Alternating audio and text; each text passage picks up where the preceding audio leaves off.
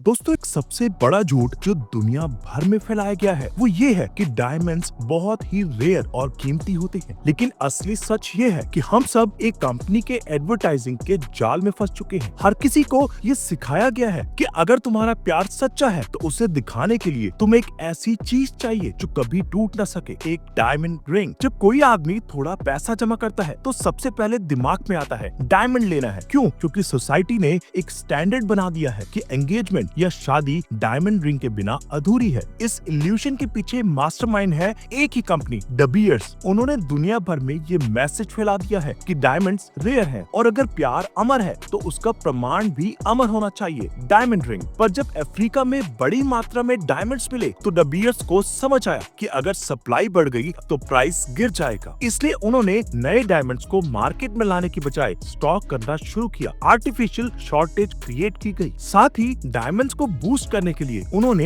एक iconic campaign चलाया, a diamond is forever. लोगों को ये भी बताया गया कि अपनी 2 महीने की सैलरी डायमंड रिंग पर खर्च करो। डायमंड को बना दिया गया एक emotional necessity. Hollywood, fashion, media सबको इस प्रोपेगेंडा में शामिल कर लिया गया। अवार्ड शोज में स्टार्स को फ्री में डायमंड्स दिए गए। बियॉन्से, जेनिफर लोपेज जैसे सेलेब्स ने द बीयर्स के डायमंड पहने। लेकिन ये सब पेड प्रमोशन था। 1953 की फिल्म जेंटलमैन प्रेफर ब्लॉन्ड्स में मैरिलिन मॉनरो ने गाया था, डायमंड सारा गर्ल्स बेस्ट फ्रेंड। और तब से दुनिया भर की ब्राइड्स का ड्रीम बन गया एक शाइनी डायमंड रिंग। लेकिन जब 1997 में साउथ अफ्रीका के एक डायमंड माइन एलेक्स कॉर्ड में कबूतर घूमते देखे गए तो माइनस ने सोचा ये मौका है स्मगलिंग का। उन्होंने कबूतर पकड़कर ट्रेन किए ताकि उनके पैरों में डायमंड्स बांधकर घर भेजा जा सके। पर ये कबूतर दोस्ती करने नहीं, छुपकर जासूसी करने आए थे। पुलिस ने पहले से उन्हें ट्रेन किया था। रिजल्ट 100 से ज्यादा माइनस गिरफ्तार। कुछ लोगों के जले हुए शव ऑरेंज रिवर में मिले। इतना ही नहीं, 1998 में रूल बना दिया गया, अगर कबूतर दिखे और तुम उसे गोली न मारो तो तुम्हें सजा मिलेगी। डायमंड के नाम पर सिर्फ लोग नहीं, पूरी कंट्रीज बर्बाद कर दी गई। अफ्रीका के देशों में डायमंड बन गया जंग का हथियार। कॉन्गो, एंगोला, सियरा लियोनी ये वो जगह हैं जहां डायमंड्स को बेचकर गन्स और ग्रेनेड्स खरीदे गए।